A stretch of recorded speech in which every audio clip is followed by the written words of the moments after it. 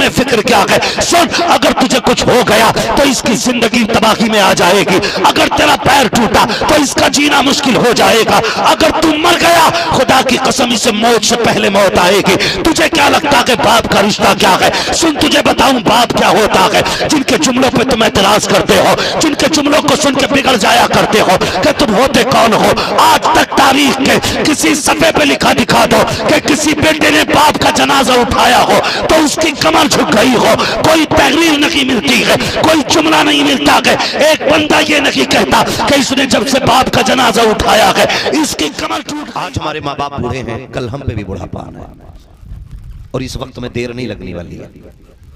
ये बहुत जल्द जवानी बुढ़ापे में बदलेगी, सियाही सफेदी में बदल जाएगी, ताकत कमजोरी में बदलेगी और ये सीधी कमर ये झुकने में बदल जाएगी। आज जो ये जबान के लहजे हैं ना, कल ये टूट टूट के ये अल्फाज बनेंगे। आज एक सांस में 70 बातें कह के जबान रुकता है, कल एक बात कहने के लिए 7 सांसें लेनी पड़ेंगी। आज दौड़ता है तो कदम कदम मंजिल पे जाकर रुकते हैं, कल वो वक्त आएगा कि मंजिल आते आते थक जाएंगे हम, लेकिन मंजिल हाथ नहीं आएगी। नौजवानों याद रखिएगा, माँ बाप के बारे में बुजुर्गों ने फरमाया ये वो किताब है जिन्हें आप लिखोगे और इस किताब को पढ़ के आपको आपकी औलाद सुनाएगी। यानी कि आप जैसा सलूक अपने माँ बाप के साथ करेंगे वैसा सलूक आपके साथ आपकी औलाद करेगा।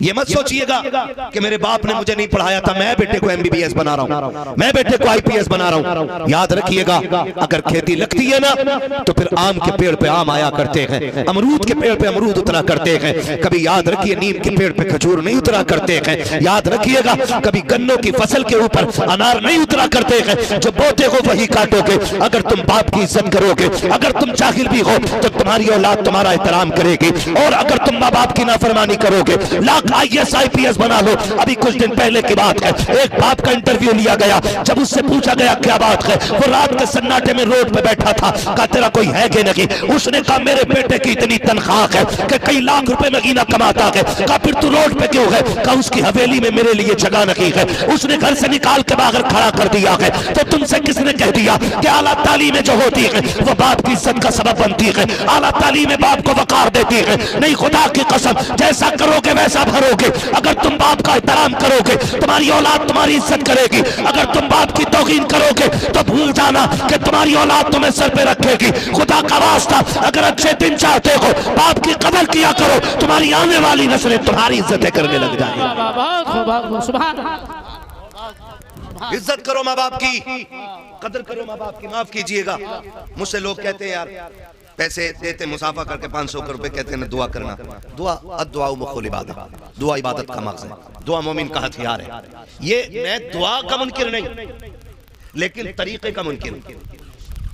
जिस तरीके से हम दुआएं करा रहे हैं ना, इनसे नतीजा कुछ नहीं। 500 रुपए दिए, मौलाना जरा हुजूर दुआ कर दे। हुजूर ने 500 देके तो 1.5 मिनट की दुआ कर दी, और कुछ किसी ने हमें 2000 देके का दुआ कर दी, हमने 5 मिनट की कर दी। तो बताओ ये दुआ है कि बाजार है? बोलो भाई, पैसे लेके दुआ है, पैसे दे के दुआएं ले रहे हैं।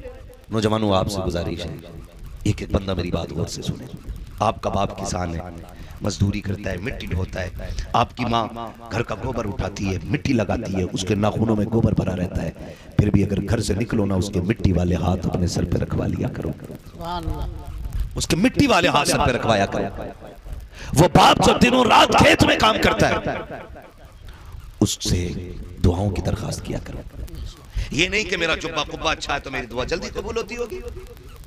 ये मिजाज हमने बना लिया। भाई मेरे सर पे पकड़ी है तो मैं दुआ करूंगा और सीधे आसमान से टकराएगी जाकर के दुआ। फरमाया गया कि माँ बाप की दुआ औलाद के हक में नबी की दुआ की तरह हुआ करती है। जिससे दुआ लेनी थी उससे दुआ ले ही नहीं पाए, और जिसकी दुआएं देर से कबूल होनी थी उसकी चौखट जाके पकड़ ली। हमें हुआ क्या? मैं तुम्हें बताऊं, पैगंबर इस्लाम की चौखट है। एक देहाती शख्स आ गया, आके हुजूर की बारगाह में न खड़ा हुआ। महबूब कहते कहो कैसे आना हुआ? का बड़ी तमन्ना थी देखने की, बड़े चर्चे हैं आपके। का फिर तुम कैसे आए? उसने कहा सुना है जिससे आप राजी होते हैं उससे खुदा राजी हो जाता है। मेरे महबूब कहते हैं ऐसा ही है। तो फिर कैसे आया? कहा मैं हुजूर आपको राजी करके खुदा को राजी करने के लिए आया हूं, आपको राजी करके खुदा को राजी करने के लिए आया हूं। बहुत गौर से मेरी बात सुनिएगा। वो कहता हुजूर मैं आपको राजी करके खुदा को राजी करने के लिए आया हूं। महबूब तो फिर महबूब है। फरमाने लगे तू घर से चला था तो कौन था तेरे पीछे? ये हुजूर क्यों पूछ रहे हैं? और कोई गैब क्या तुमसे निगाह हो वाला? जब ना खुदा की छुपा तुम पे करोड़ों दुरूद।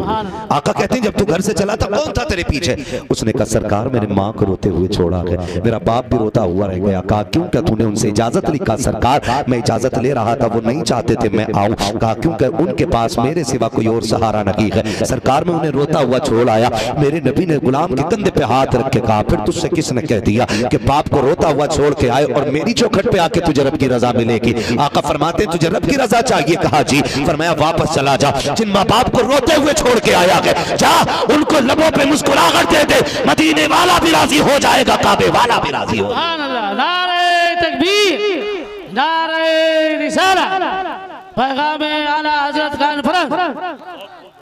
कम कर दें, तवज्जो है सारे लोगों की। हुजूर फरमाते हैं जिन्हें रोता हुआ छोड़ के आया है जाओ उनके लबों पे मुस्कुराहट दे दे। अब मैं पूछना चाहता हूँ आज जो लोग कह दिया करते हैं सरकार बरकत नहीं हो रही है, कहता 8 दिन टांगे दबाते रहो बरकत होने लग जाएगी, 6 दिन चिराग जलाते रहो बरकत होने लग जाएगी, 27 जमेरातों को आके चक्कर लगाओ बरकत होने लग जाएगी। हाथ जोड़ के कहता हूँ मज़ारों के चिल्ले करने वालों, मैं मज़ारों का मुखालिफ नहीं हूँ। मज़ारात वो जगह होती है जहाँ पे दुआएं मकबूल हो जाती है, मगर शर्त है मज़ार में अल्लाह वाला लेटा हुआ होना चाहिए। आज मज़ारों की भी कसरत का आलम यह है, तिरंगे शाह पतंगे शाह बनंगे शाह सबके मज़ार बनते चले जा रहे हैं। कसरत से मज़ार इतने हो गए हैं कि अब आम खास की तमीज नहीं रह गई है। अब पता नहीं चलता कौन अल्लाह वाला लेटा है कौन दुनिया वाला लेटा हुआ है। हमने सभी के मज़ार बनाने शुरू कर दिए हैं। तुम्हें खुदा का वास्ता देख के कहता हूँ अगर हर शख्स के मज़ार की इजाजत होती तो सबसे पहले हुक्म होता कि हर बेटा बाप का मज़ार बनाए, हर बेटा माँ का मज़ार बनाए, लेकिन नहीं, हर किसी के मज़ार नहीं बनाए जाते हैं। मज़ार सिर्फ अल्लाह वालों के बनते हैं। खुदारा बंद करो ये मज़ारों के तमाशे, बंद करो ये मज़ारों के खेल। अब इतने मज़ार रखो जितने हैं या उनके मज़ार बनाओ जो मज़ार के लायक है, ताकि पता चले कि जो इस गुंबद में लेटा है कोई गुंडा नहीं बल्कि अल्लाह वाला लेटा हुआ। वाह वाह वाह वाह वाह, क्या कहने, बहुत बहुत उम्दा फिक्र, माशाअल्लाह, बहुत उम्दा। कैंप बना के रखा, ये भी एक कैंप चल रहा है, ये भी एक माफिया है। हाँ वो एटा साइड में एक जगह एक रात में उन्होंने कई मज़ार निकाल दिए नाम नहीं लूंगा, लोग चढ़ जाते हैं। कई मज़ार के रात मेरे खाम में ना आए थे, यहाँ 6 वली लेटे और जो भाई हमारी कौम ने टूट के उस पर चादरें चढ़ाई है टूट के जो चादरें चढ़ाई और जो गोलक में पैसा डाला, सामने जिसका खेत था कहने लगा मुझे पूरे 72 निकालने अपने खेत में। वो 72 मज़ार निकालने के चक्कर में वो भाई ये भी एक किस्म का माफिया हो गया। हमारी कौम इसके अंदर आकर के बर्बाद हो गई है। मैं पूछना चाहता हूं सीधी बात बताकर, हुजूर ये कहते हैं कि माँ बाप को राजी कर ले, मैं भी राजी हो जाऊंगा, खुदा भी राजी हो जाएगा। तो फिर पैर दबाने वाले बाबा से पूछो बता तेरी खिदमत जरूरी है या माँ बाप की खिदमत जरूरी है? जाके पूछो ना कि तुम्हारी खिदमत जरूरी है माँ बाप की खिदमत जरूरी है। नौजवानों हाथ जोड़ के कह रहा हूँ खुदा के वास्ते समझ जाना। हम ये देखते हैं कि आज मज़ारों की जो गोलकें हैं इतनी बड़ी बड़ी गोलकें होती हैं, जो जानता है 50 रुपए डालता है। मैं इसका मुखालिफ नहीं कि डालो ना डालो, लेकिन मुझे इतना बताओ वो माँ जो बूढ़ी बैठी हुई है दरवाजे पे, जिसके तुम 70 रुपए का चश्मा नहीं बनवा के दे रहे हो, जिसके चश्मे की टांग टूट गई है, 50 रुपए लगा करके तुम बाप का चश्मा नहीं बनवा रहे हो, वो कई बार दिन में ठोकर खा के गिरता है, तुम कहते हो मुझे फुर्सत नहीं है। बाप वो परेशान है एक चश्मे को लेकर के, तुम 500 रुपए गोलक में डाल रहे हो, क्या अल्लाह तुम्हारे इस खर्चे से राजी हो जाएगा? मुझे बता तो सकी जो 7 बार जाकर के हर हफ्ते में 7 दिन जाकर के मज़ार पर चिराग जला रखा के 7 बार उसने माँ से नहीं पूछा तूने पानी पिया है कि नहीं, तूने खाना खाया है कि नहीं, बता तेरे इस चिराग से अल्लाह राजी कैसे हो जाएगा? वो बूढ़ी माँ जब बिस्तर पे बैठी रह गई, काश एक बार बेटा भी खाने को पूछने आ जाता, एक बार बेटा जाकर के खाने को नहीं पूछता।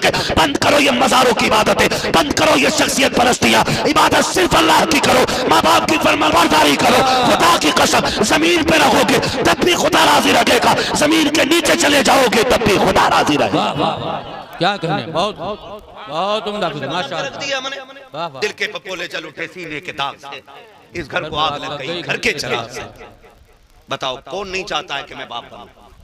कौन नहीं चाहता है कि मेरी लंबी उम्र हो? सारे ही चाहते हैं ना। तो फिर लंबी उम्र चाहते हो तो उसकी खैर की भी कोशिश किया करो, खैर की भी कोशिश किया करो। और ये मत सोचना कि भाई इतना इकट्ठा कमा के रख दूं ताकि मुझे बेटों के आगे हाथ ना फैलाना पड़े। इस धोखे में मत रहना। जब तकदीर का कलम चलता है तो तदबीरें रखी रह जाती हैं, ये याद रखिएगा। आप ये मत सोचना मेरा बैंक बैलेंस है, मैं अपने अब्बा को 5 रुपए नहीं देता था, मैं तो निकाल के खाता रहूंगा। एक फोड़ा अल्लाह निकालेगा कमर में, तेरा पूरा बैंक बैलेंस खाली, और फिर तुझे उसी मकाम पे लाके रखेगा जहां तेरा बाप था। बच नहीं पाओगे।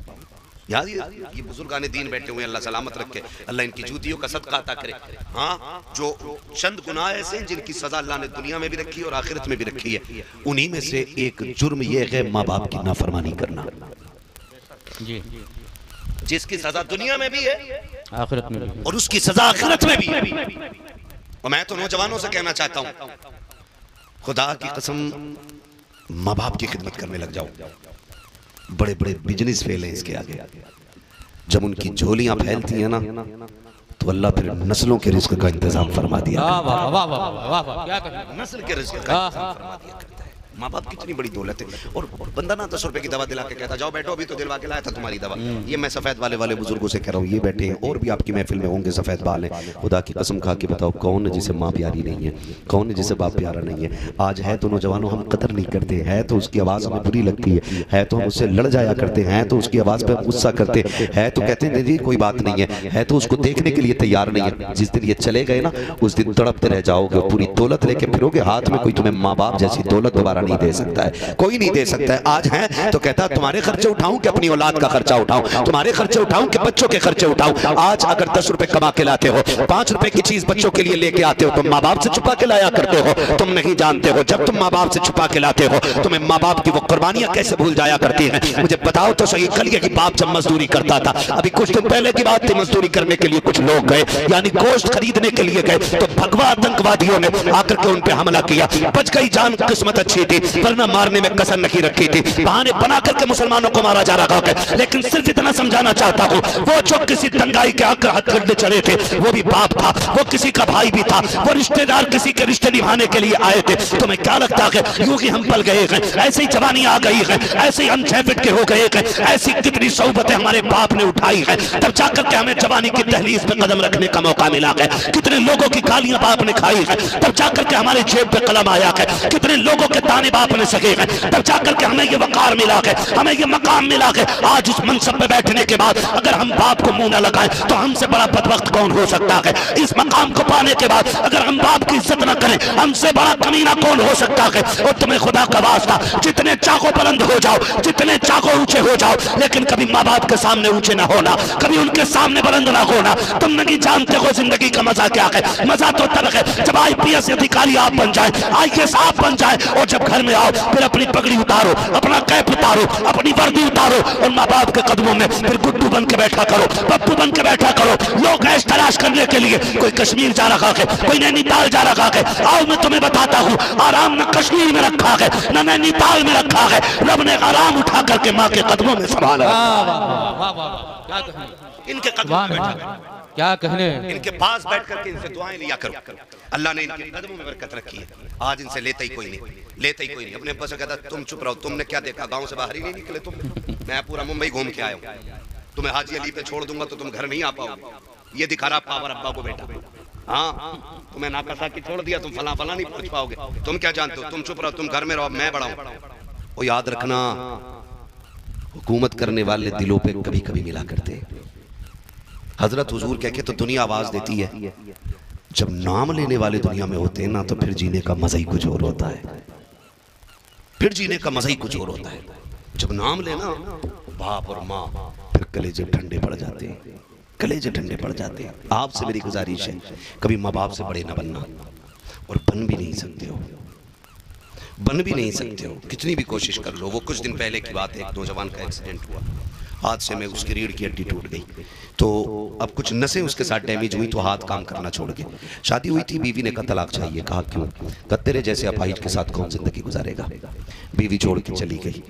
वो कहता है कि जो मेरे दोस्त थे ना, जो मेरे साथ रोज दावत खाने आते थे, रोज शाम का खाना मेरे साथ खाते थे, जिस दिन से एक्सीडेंट हुआ 2-3 दोस्तों के अलावा सैकड़ों दोस्तों में से कोई नहीं आया। कहता जब मेरी आंख खुलती सुबह को तो मेरे पास कोई नहीं होता, मेरी बूढ़ी माँ मेरे पायती में बैठी हुई मिला करती थी। अल्लाह, ये माँ बाप होते हैं। बूढ़ी माँ कहता मेरी पाइथी में बैठी मिला करती थी, कोई नहीं होता था मेरे बिस्तर में। एक अपाहिज बेटे को माँ बाप पूरी जिंदगी पाल लेते, लेकिन एक मजबूर बाप बेटे से 6 महीने नहीं पाला जाता है। 6 महीने में तंग आके कहता जी दुआ करो अल्लाह को मिट्टी प्यारी हो जाए। अब अब्बा की हालत नहीं देखी जाती। और शर्म कर, जिसे तू लावारिस या मोहताज अपाहिज समझ रहा है। तू नहीं जानता है जब इसे ठोकर लगती है ना, अल्लाह इसके इस अमल से राजी होकर के तेरे घर में रिस्क की बरकतें नाजिल फरमाता है। तुम्हें क्या लगता है अब तुम मुंबई जा रहे हो, तुम यहाँ नाक पढ़ रहे हो, तकरीर कर रहे हो और पैसे आ रहे, ये तुम्हारा कमाल है? इसमें तुम्हारी शान है? नहीं, ये जो इज्जतें मिल रही है ना, ये माँ बाप की ठोकरों के सदके में मिल रही है। माँ बाप की ठोकरों के सदके में। आप कभी ये फैसला ना कीजिएगा कि नहीं हम बताएंगे तुम्हें क्या करना है। मैं तो आज भी कहता हूँ कभी उनके पास बैठ के पूछो अब्बा क्या करना है, उसका दिल बड़ा करो। हम बड़े जालिम हो गए, बड़े जालिम हो गए, पीर के पैर दबाने बैठ जाते हैं। वो अब्बा जो रोज थक के आया 2 मिनट उसके सरों में हाथ नहीं डाला, तुमने सर में हाथ नहीं डाला, कभी उसके हाथ नहीं दबाए। वो दुनिया चूमने आती। माफ कीजिएगा अभी मेरी रवैये से शायद किसी को बुरा लगाओ, मुझे अच्छा नहीं लगता है कि हाथ पैर ऐसे चूमो चाटो, उड़ के लग जाओ, मौलवी को नोच के ले जाओ। क्या नतीजा भाई, हमें चूमे चाटने में लगे हो। हम तुम्हें हजरे अस्वद नजर आ रहे हैं? क्या रवैया है? बात करने आए हुजूर के दीन की, कोई ताजमहल नहीं है। बस हमारी बातें सुन लो, ये सबसे बड़ी बात। जो हमें चूमने चाटने भागते हो ना, उसके बदले में बाप का तलवा चूमना, माँ के हाथ चूमना, खुदा की कसम जितनी बार चूमोगे अल्लाह उतनी बार हज मकबूल का सवाब अता फरमाएगा। वाह क्या कहें, बहुत उम्दा। वाह भाई ना, हमें तो कतई मत चूमा करो, बिल्कुल नहीं करना है। मुसाफा करो, हुजूर की सुन्नत। ये चूमा चाटी हमारी समझ में नहीं आती। मुसाफा करो, चूमना तो उनके कदमों को चूमो। और कई है ना, हमारे पीर साहब ऐसे थे, हाथ छुए मैंने, रूई की तरह थे। तो मैंने कहा रूई की तरह होना ये जन्नती होने की बशारत है? किसी हदीस में है जिसके हाथ रूई के हो वो जन्नती है? किसी किताब में है कि जिसके पैर रूई जैसे हो वो जन्नत में जाएगा? सुन, रूई वालों की तो बशारत नहीं है, अलबत्ता जिनके हाथों में ठेठे हो हुजूर ने उनको बशारत जरूर अता फरमाई है। जिनके हाथों में टेटे पड़ गई है। आज हजरत हमारा मुआशरा इतना सफाक, इतना जालिम हो गया है कि हम रिश्वत लेने वाले आईपीएस के बेटे को बेटी दे सकते हैं, लेकिन हलाल के लुक में खिलाने वाले बंदे को बेटे घर का दामाद बनाने के लिए तैयार नहीं। बहुत ये अलमिया हमारी कौम का, ये अलमिया हमारी कौम का। हमारे लिए हराम की दौलत से बनी हुई बिल्डिंग अच्छी है, हलाल के लुक में खाने वाली कौम अच्छी नहीं हमारी। जबकि ये जिंदगी बड़ी मुख्तसर है, 60 साल, 65 साल, 70 साल, 100 साल और बढ़ा लो, चलो 150 साल। है कोई नजर में इतनी उम्र का? बोलो भैया, है कोई तुम्हारे गांव में? है कोई 150 साल का? नहीं है ना, हमारे इलाके में नहीं है। इससे ऊपर सुई जिंदगी की जागी नहीं रही है। बाकी अल्लाह कादिर है, मुतलक है, जितनी चाहे आगे बढ़ा दे। लेकिन जो हम देख रहे हैं इससे ऊपर सुई जाने को तैयार है। बोलो, इससे आगे तो सुई जाने को तैयार नहीं है। मुझे बताओ, जिन बच्चों के पुराने कपड़े उनकी जिंदगी नहीं कट रही है, और जिनके पास कोट वोट ठाट वाट है उनकी भी कट रही है। फर्क कितना दोनों में? गरीब रब को राजी करके काट रहा है और ये हराम कमाने वाले रब को नाराज करके काट रहा है। सिर्फ इतना फर्क। मैं नौजवानों से कहना चाहूंगा, खुदारा आपका बाप मजदूर है ना, ईंटें उठाता है ना, उसने भट्टे पे ईंटें ढोई है, ये रक्षा चलाता है ना। आपका बेटा जिंदगी भर मुंबई में ठेला लगाता रह गया, तो उसको हकीर ना समझना। जब वो ईंटें उठाने वाला बैठा हो ना, उसके कंधों पे आना और प्यार से दबाना शुरू करना। वो कहे क्या बात है, क्या अब्बा पूरी जिंदगी इन कंधों पे हमारा बोझ उठाता रह गया, आज मैं तेरे कंधे दबाने आ गया हूँ। खुदा की कसम उसके कंधे दबा, जैसी वो मुस्कुराएगा खुदा की रहमतें मुस्कुराना शुरू कर देंगी। आज बेटे कहते तुमने मेरे लिए किया क्या है, क्यों? कहा देखो गुड्डू की देखो कितनी ऊंची बिल्डिंग है, पप्पू की देखो कितनी ऊंची बिल्डिंग है। बाप अपनी मेहनत पे फिर अफसोस करता है, काश मैंने तेरी तरबियत ऐसे न की होती, मैं नादान रक्शे चलाता रह गया ताकि तू हलाल के लुक़्मे खा सके, मैं लोगों की मजदूरी करता रह गया ताकि तू हलाल के लुक़्मे खा सके, ताकि मेरी औलाद जहन्नम से बच जाए। मैंने तेरे लिए पूरी जिंदगी रक्शे चलाए हैं। और फिर औलाद कहती तुमने हमारे लिए किया है। नौजवानों, मैं आपसे कहना चाहता हूँ, अगर आपका बाप मजदूर है तो उसको सर का ताज बना के रखिएगा। अगर आपके बाप ने रातों दिन मेहनत की है तो उसको सर का ताज बना के रखिएगा। इसलिए कि जब कभी सन्नाटे के वक्त में वो रात को लेटा हुआ हो, अपने बाप के पैर दबाना और कहना एहसान है बाबा तेरा, वो कहे किस बात का एहसान कि तूने लोगों की तरह हराम के लुक़्मे ला करके हमारे जिस्म को जहन्नमी नहीं बनाया। ए मेरे बाप, तू खून बहा करके किसी का आँख छीन के नहीं लाया था, बल्कि पसीना बहा करके हलाल के लुक़्मे लेकर के आया था। अल्लाह उसी हलाल के सदक़े में तुझे भी जन्नत देगा, तेरी औलाद को भी जन्नती बना दे। सुभान अल्लाह, सुभान अल्लाह। इसलिए बेटों से गुजारिश है, बाप की मजदूरी पे गुस्सा ना कीजिए, बाप की मजदूरी पे राजी रहिएगा, उसकी तारीफ कीजिएगा, उसकी हौसला अफजाई कीजिएगा। कभी उसे तोलने की कोशिश मत करना, क्या कमाया आपका तुमने 60 साल में ये छप्पर, और देखो मैंने 6 महीने में कितनी ऊंची बिल्डिंग बनवा दी। सोन भाई, तू अगर रोज क्विंटलों सोना भी पैदा करता है ना, तो तू अपने बाप के उस एहसान का बदला नहीं दे सकता है जो तुझे उन्होंने सांसें दे के तेरे ऊपर किया है। इसलिए नौजवानों से मेरी गुजारिश है, बाप की इज्जत करें, बाप की कदर करें। बाप बड़ी चीज है। घर में आते हो ना, एक तेज आवाज में आते हैं, सभी के साथ होगा नौजवान बैठे सारे नौजवान सुन रहे हैं ना मेरी बात समझ में आ रही है ना सबके? जो समझ रहे जरा कह दें या रसूल अल्लाह। वक्त मुकम्मल हो चुका हो चला है, 1 बजने को है। बस मैं चंद बातें आपसे कह के मैं बात समेटने लग गया हूँ। हाँ, तूफान नूह लाने से आखिर क्या फायदा, एक अश्क ही बहुत है अगर कुछ असर करे। आज मैं सिर्फ बाप पे बात कर रहा हूँ, इंशाल्लाह कभी फिर आऊंगा तो माँ के हवाले से बात कर जाऊंगा, और फिर आप मुझे बुलाइएगा तो फिर कभी बहन के हवाले से बात होगी। मैं एक एक रिश्ते पे इंशाल्लाह कभी बात करूंगा। मैं चाहता हूँ आज के बाद हर बाप का एहतराम बंदे करने लग जाए, उसके एहसान को समझे, उसको माने। मैं आपसे बस यही कहना चाहता हूं। तो जो लोग समझ रहे जरा कह दें या रसूल अल्लाह। नौजवान मेरी बात सुन लें, कितने लोग जन्नत में जाना चाहते हैं? या अल्लाह जिन्होंने हाथ उठाए सबको महबूब के सदक़े में जन्नती बना दे। अच्छी दुआ है। महबूब फरमाते हैं जब भी हाथ उठा करें अल्लाह से जन्नत मांगा करो, इसलिए कि जब बंदा 3 मरतबा कहता अल्लाह जन्नत दे जन्नत दे जन्नत दे, जन्नत खुद कहती मालिक मुझे इसके नसीब में लिख दे। हाँ, ये जरी ना रहिएगा कि जन्नत तो पक्की है ही, मौलवी तीजा करवा देगा। याद रखना, तीजे में भी कम डंडी नहीं मारते लोग। मस्जिद में बैठ भाई थोड़ा सा घुमा दो यार, थोड़ा सा घुमा दो।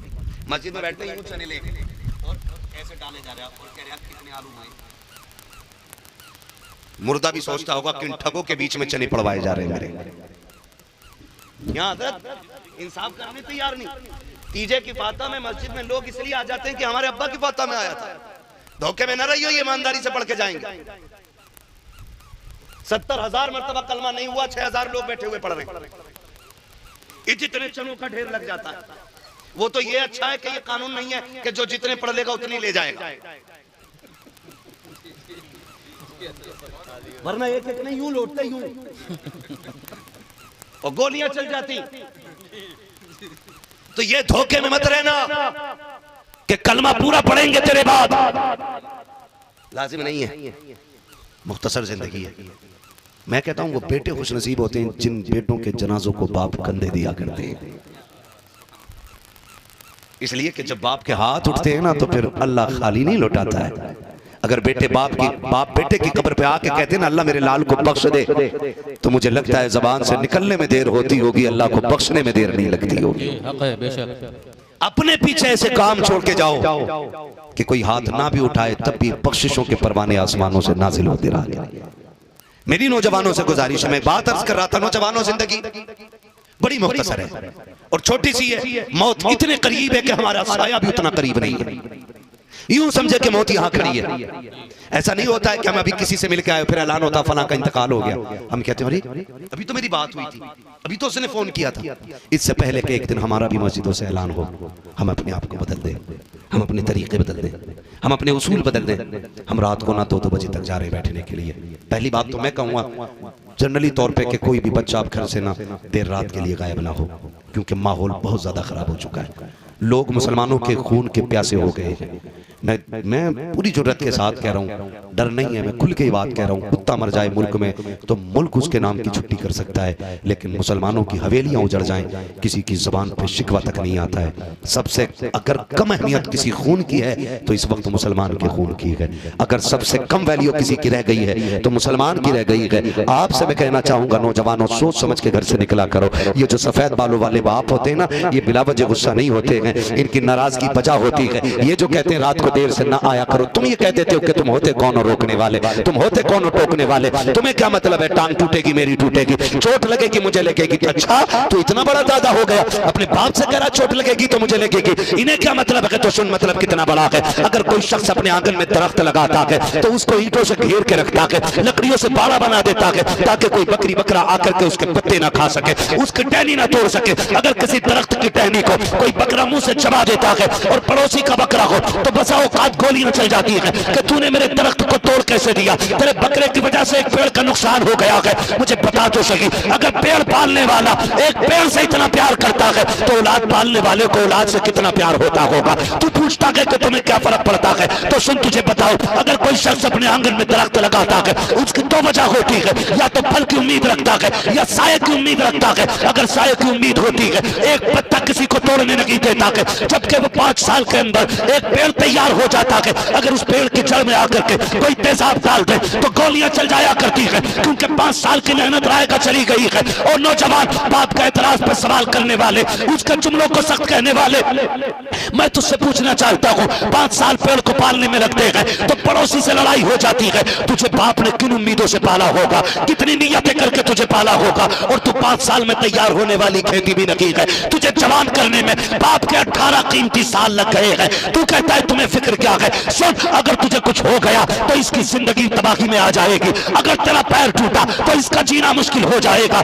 अगर तू मर गया खुदा की कसम इसे मौत से पहले मौत आएगी। तुझे क्या लगता है बाप का रिश्ता क्या है? सुन तुझे बताऊं बाप क्या होता है। जिनके जुमलों पे तुम एतराज करते हो, जिनके जुमलों को सुन के बिगड़ जाया करते हो कि तुम होते कौन हो, आज तक तारीख के किसी सफे पे लिखा दिखा दो कि किसी बेटे ने बाप का जनाजा उठाया हो तो उसकी कमर झुक गई हो। कोई तहरीर नहीं मिलती है, कोई जुमला नहीं मिलता है, एक बंदा ये नहीं कहता कि इसने जब से बाप का जनाजा उठाया है इसकी कमर टूट गई है। ऐसे 1000 ज़बानें सुना दूं तुम्हें, दुनिया कहती है जब से बेटे का जनाजा उठाया है बाप की कमर टूट गई है। पूछना चाहता है कि तेरे बाप से तेरा रिश्ता क्या है? खुदा की कसम अगर तेरे दिल के अंदर छेद हो जाए और कोई दिल ना दे तो बाप अपना दिल लेके जाके कहता है डॉक्टर मेरा दिल निकाल ले, मैं रखूं या ना रखूं, मेरे बेटे को सांसें मिल जानी चाहिए, ये जिंदा रहना चाहिए। तू पूछता कि तुम्हारा रिश्ता क्या है? तो सुन, जब तुझे मतलब के लिए यूज करते हैं तो वो दुनिया वाले कहलाते हैं, और जो तेरे मतलब के लिए खुद को मिटा देता है